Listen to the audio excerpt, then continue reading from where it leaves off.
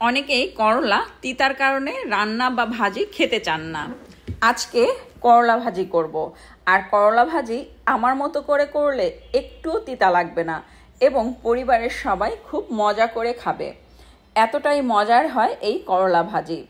করলা ভাজি করার জন্য আমি চুলায় একটা কড়াইতে তেল দিয়েছি পরিমাণ মতো, দিয়েছি হাফ কাপ পেঁয়াজ কুচি এবং কাঁচামরিচ ফালি দিয়েছি 7-8টা। এখন পেঁয়াজ এবং কাঁচামরিচ একটু ভেজে নেব, একটু হালকা করে ভেজে নিতে হবে, ব্রাউন করতে হবে না। এখন এখানে দিয়ে দিব ধুয়ে রাখা করলা। আর করলা খুব পাতলা করে কেটে নেওয়া হয়েছে। করলা এবং আলু, ছোট যে গোল আলু আছে ওই গোল আলুগুলো খোসা সহই আমি কুচি করে কেটে নিয়েছি।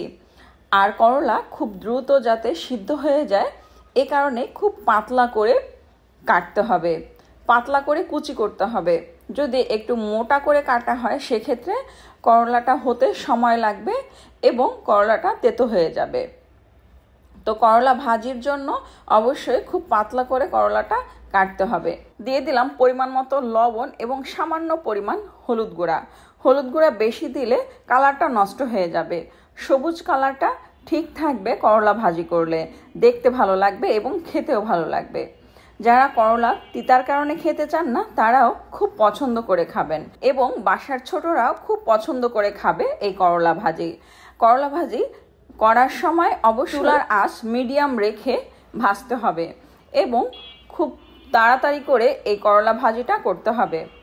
লোহার কড়াইতে করলা ভাজি করা যাবে না, সিলভার অথবা দস্তার কড়াইতে করলা ভাজিটা করবেন।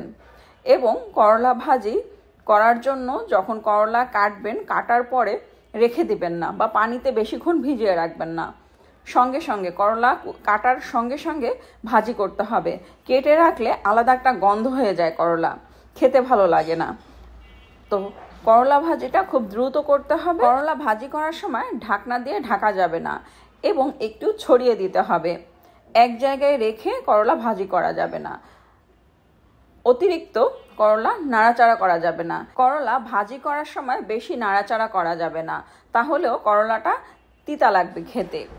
সব কিছু যদি ঠিক থাকে তাহলে আপনার করলা ভাজি করা একদম পারফেক্ট হবে, তিতা লাগবে না। তো এই যে হয়ে গেল মজাদার করলা ভাজি। সবুজ কালার ঠিক রেখে এভাবে করলা ভাজি করুন, খেতে ভালো লাগবে এবং পরিবারের সবাই খুব মজা করে পছন্দ করে খাবে। রেসিপিটি ভালো লাগলে একটা লাইক দিবেন, কমেন্ট করবেন এবং যারা এখনও আমার পেজটি ফলো করেননি প্লিজ ফলো করবেন। সবাই ভালো থাকবেন। পরবর্তী রেসিপি দেখার আমন্ত্রণ রইল। আজ এ পর্যন্ত।